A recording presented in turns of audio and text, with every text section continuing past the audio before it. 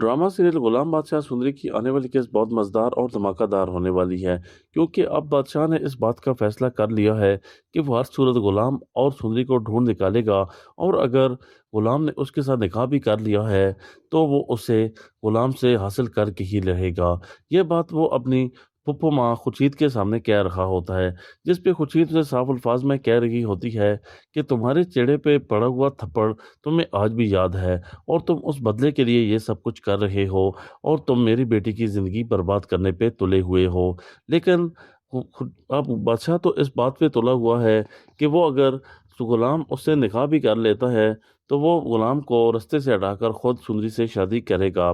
जबकि दूसरी तरफ अब कुर्बान भी अपनी तैश में आ चुका है और उसने सुंदरी को बांदी बना लिया है, और वो उसे किसी सूरत भी नहीं छोड़ने वाला, बल्कि वो तो उसे कह रहा होता है कि वो उससे शादी करके अपना बदला लेगा और अपनी बेटी का भी बदला लेगा।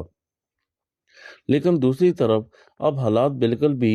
ना बादशाह के हक में जा रहे हैं और ना ही उसके बाप के हक में जा रहे हैं, क्योंकि बुआ के कत्ल के केस के बाद तो अब हवेली में हलचल मच चुकी है और किसी को कोई समझ नहीं आ रहा कि अब हालात और ऊंट किस करवट बैठेगा।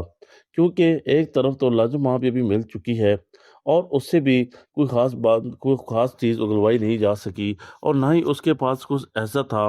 कि वो सुंदरी और बादशाह को तलाश करने में मदद दे, क्योंकि ये सारा कुछ किया धरा तो कुर्बान का है और कुर्बान खुद भागा हुआ है, जिसकी वजह से अब किसी को कोई समझ नहीं आ रही कि